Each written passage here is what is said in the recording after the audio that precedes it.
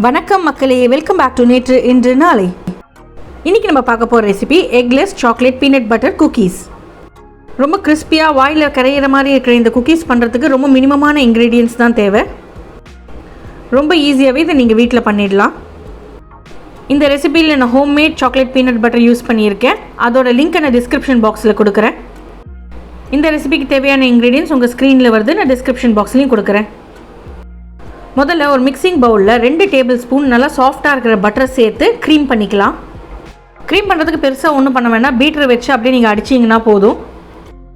இந்த க்ரீம் பண்ண பட்டர் கூட 1/4 கப் ஐசிங் சுகர் சேர்த்து நம்ம ஒன்றா பீட் பண்ணிக்க போகிறோம். ஒரு 2 மினிட்ஸ் ரெண்டுத்தையும் ஒன்றா சேர்த்து பீட் பண்ணதுக்கப்புறம் 1/2 கப் சாக்லேட் பீனட் பட்டரை சேர்த்து நல்லா மிக்ஸ் பண்ணிக்கலாம். இந்த சாக்லேட் பீனட் பட்டர் பண்ணுறது ரொம்பவே ஈஸி தான். நீங்கள் ஃப்ரெஷ்ஷாக வீட்லேயே பண்ணிக்கலாம். இல்லைனா கடையிலேருந்து பீனட் பட்டர் வாங்கிட்டு அது கூட 1 table spoon cocoa powder mix பண்ணிக்கலாம். இல்லைனா பிளெயின் பீனட் பட்டர் போட்டு நீங்கள் குக்கீஸை பண்ணலாம். பட் உங்களுக்கு சாக்லேட் ஃப்ளேவர் பிடிக்குன்னா நீங்கள் அந்த கோகோ பவுடரை ஆட் பண்ணிக்கோங்க. இப்போ இதெல்லாம் நல்லா மிக்ஸ் பண்ணதுக்கப்புறம் ஒரு 1/2 கப் மைதா சேர்த்து நல்லா க்ரம்பிள் பண்ணி அந்த மாவு பதத்துக்கு நம்ம பிசைஞ்சிக்கலாம். எல்லாத்தையும் கொஞ்சம் குறைன்னு மிக்ஸ் பண்ணதுக்கப்புறம் ஒரு 1/2 டீஸ்பூன் பேக்கிங் பவுடர் சேர்த்துக்கலாம். அப்போ தான் நம்மளுக்கு நல்லா கிறிஸ்பியாக பேக் ஆகும்.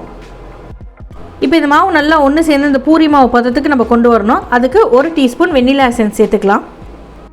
அது இந்த மாவுக்கு நல்ல ஒரு மாய்ஸ்சர் கொடுக்கும்.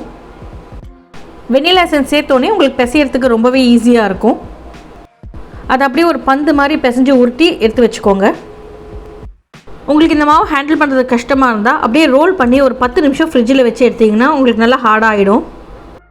இல்லைனா நீங்கள் அப்படியே இந்த பேக்கிங் பேப்பரை விரிச்சிட்டு அதுக்கு மேலே கொஞ்சமாக மைதாவை ஸ்ப்ரிங்கிள் பண்ணி விட்டுருங்க.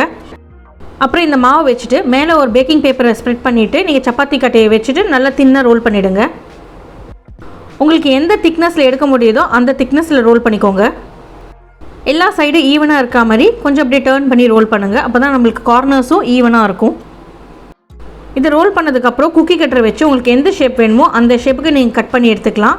இல்லை குக்கி கட்டர்ஸ் இல்லைன்னா ஒரு பாட்டில் கேப்பை வச்சு நீங்கள் கட் பண்ணி எடுக்கலாம். கட் பண்ண இந்த டோவை உடனே ஒரு பார்ச்மெண்ட் பேப்பர் லைன் பண்ண பேக்கிங் ட்ரேயில் வச்சுடுங்க. இந்த மாதிரி ரோல் பண்ணதில் எவ்வளோ உங்களால் ஷேப்ஸ் கட் பண்ண முடியுமோ அவ்வளோ கட் பண்ணி அந்த பேக்கிங் ட்ரேயில் வச்சுடுங்க. திருப்பி மிச்ச மாவுலாம் ஒன்றா கலெக்ட் பண்ணி இதே மாதிரி ரோல் பண்ணி கட் பண்ணி பேக்கிங் ட்ரேயில் அரேஞ்ச் பண்ணிவிடுங்க. கொஞ்சம் லெஃப்ட் ஓவர் மாவு இருந்ததுன்னா அதை அப்படியே நீங்கள் உருட்டி வச்சிடலாம். ரொம்ப சாஃப்டாக இருந்ததுன்னா கொஞ்சம் பார்த்து ஹேண்டில் பண்ணுங்கள்.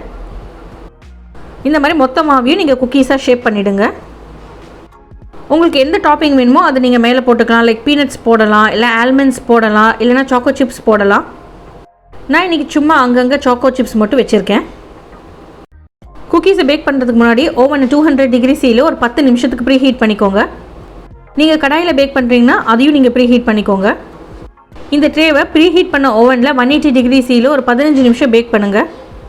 15 மினிட்ஸ் கழித்து வெளியே எடுத்துகிட்டு கூலிங் ரேக்கில் வச்சு நல்லா இந்த குக்கீஸை கூல் பண்ணிவிடுங்க.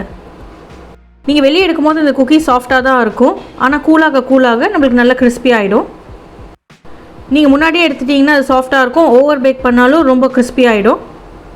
ஸோ டைம் மேலேயும் உங்கள் ஓவன் மேலேயும் ஒரு கண் இருக்கட்டும். நீங்கள் எந்த திக்னஸ்க்கு வச்சுருக்கீங்களோ அதை பொறுத்து உங்கள் டைமிங்கும் மாறும். கண்டிப்பாக அதை வீட்டில் ட்ரை பண்ணி பார்த்துட்டு எப்படி இருந்ததுன்னு சொல்லுங்கள். நம்ம சேனலுக்கு ஃபர்ஸ்ட் டைம் வரீங்கன்னா லைக் பண்ணுங்கள், ஷேர் பண்ணுங்கள், மறக்காமல் சப்ஸ்கிரைப் பண்ணுங்கள்.